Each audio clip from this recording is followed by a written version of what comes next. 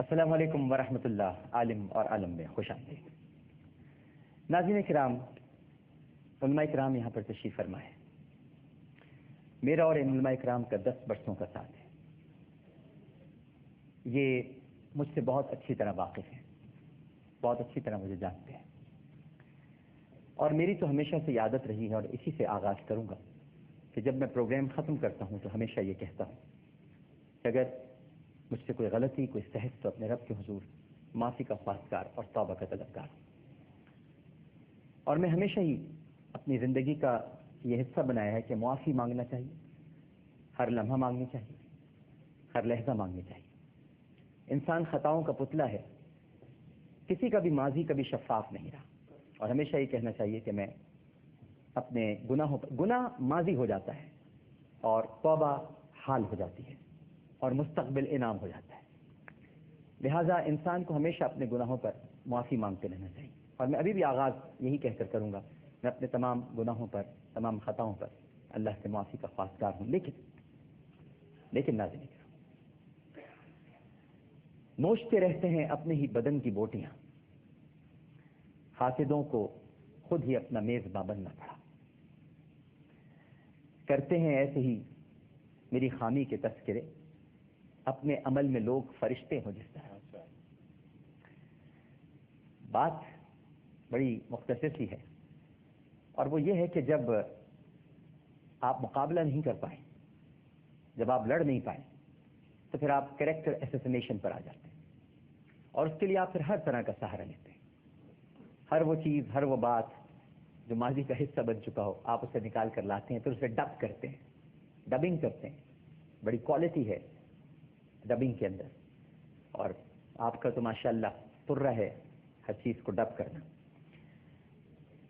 صحیح مسلم میں حضرت ابو ہریرہ رضی اللہ تعالی عنہ سے مروی ہے کہ نبی کریم صلی اللہ علیہ وآلہ وسلم نے ارشاد فرمایا کہ اے لوگوں، اگر تم نے کسی شخص کے بارے میں ایسی بات کہی جو اس کے اندر نہیں پائی جاتی تو تم نے اس پر بہتان لگایا۔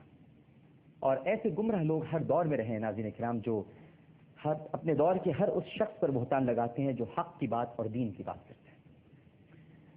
یہ وہ بدبخت ہیں جنہوں نے انبیاء کرام اور اولیاء کرام کو بھی نہیں بخشا۔ پھر تو ہم کیا شے ہیں، ہماری کیا اوقات ہے۔ انبیاء پر بھی ان کی امتوں کے گمراہ افراد طعنہ زنی کرتے تھے، ان کی دعوت رد کر دیتے تھے، الزام لگاتے تھے، تہمتیں تراشتے تھے، اور ہر زمانے میں منکرین کا گروہ اس کا ایک وجود رہا ہے۔ ہم وقت موقع کی طاق میں رہتا ہے اور اس کھوج میں لگا رہتا ہے کہ کسی طرح کلمہ حق بلند کرنے والوں کو تکلیف پہنچائی جائے، ایذا پہنچائی جائے، ان کو پریشانی میں مبتلا رکھا جائے۔ یہ اللہ اور اس کے رسول صلی اللہ علیہ وآلہ وسلم کے ذکر کو بلند ہوتا ہوا نہیں دیکھنا چاہتے۔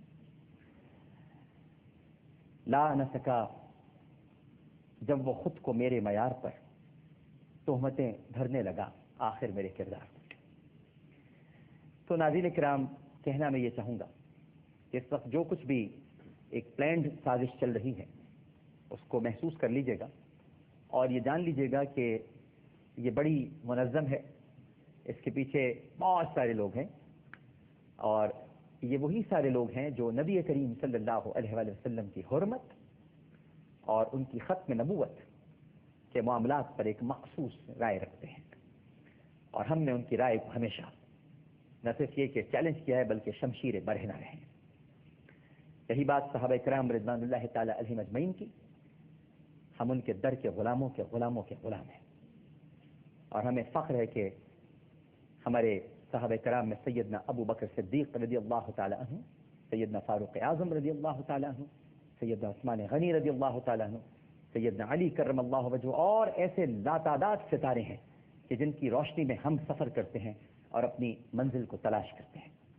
لہذا جو کچھ بھی ہو رہا ہے یہ بڑا پلانڈ ہے، بڑے پریشان ہیں لوگ، بڑے تکلیف میں ہیں ناظرین، بہت ہی تکلیف میں مبتلا ہو کر وہ ایسی اوچھی حرکتوں پر اتر آئے ہیں جن کا حقیقت سے کوئی تعلق نہیں، ہر چیز غلط ہے۔ اور آپ یاد رکھیے کہ آج کے دور میں کسی کی آواز نکال کر ڈب کر لینا کوئی اب اچنبے کی بات نہیں رہی ہے، منہ بھی ہلتے رہتے ہیں اور کچھ اور مدعا بھی بیان ہو جاتا ہے۔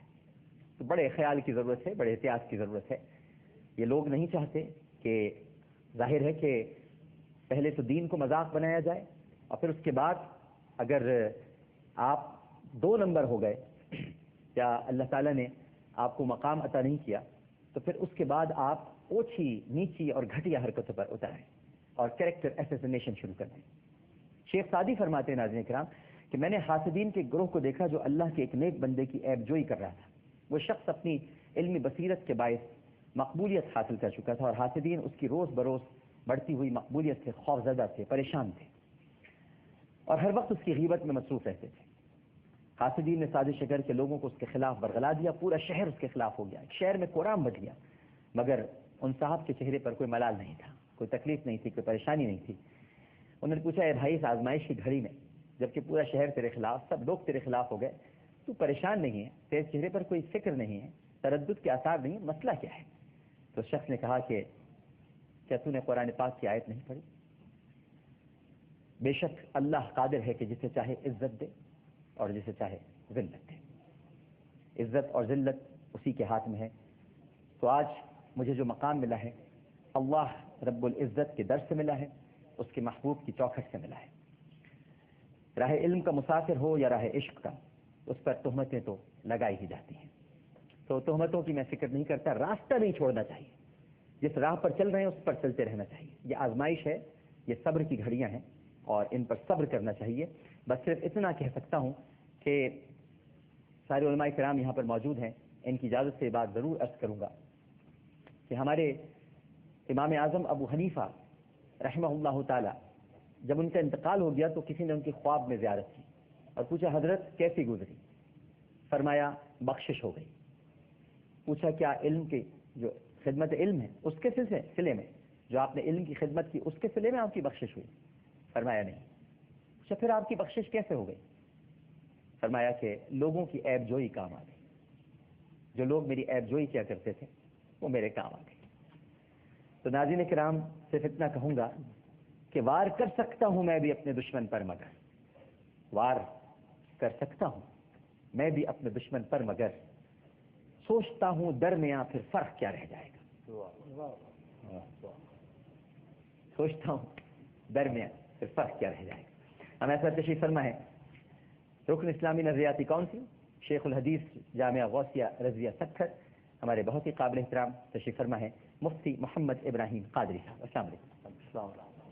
ان کے ساتھ تشریف فرما ہے علامہ احسان الہی ظہیر کے صاحبزادے، جمعیت اہل حدیث پاکستان کے سیکریٹری جنرل، قرآن و سنہ انسٹیٹیوٹ کے چیئرمین، بہت ہی قابل احترام حافظ ابتسام الہی ظہیر صاحب. السلام علیکم. وعلیکم السلام ورحمۃ اللہ وبرکاتہ. اور ان کے ساتھ تشریف فرما ہے ماشاء اللہ بہت دنوں کی غیر حاضری ہو گئی آپ کی اور بڑی محبت فرماتے ہیں، بڑی شفقت فرماتے ہیں. رئیس دارالافتاء اور محتمم ہیں جامعۃ الدار الہدیٰ گلستان جوہر کراچی، سابق رئیس دارالافتاء جامعہ فاروقیہ کراچی، جامعہ اشرف المدارس کراچی، ہمارے آپ کے سب کے بہت ہی قابل احترام مفتی عبد الحمید ربانی صاحب. السلام علیکم. وعلیکم السلام. الحمدللہ. اور ان کے ساتھ حاضر موجود ہیں سربراہ مجلس علماء امامیہ پاکستان خطیب شاہ کربلا علامہ محمد علی عابد قمبری صاحب. السلام علیکم. علیکم السلام. مزاجی گرامی صاحبزادے بھی آشتاب کے ہیں ماشاء اللہ.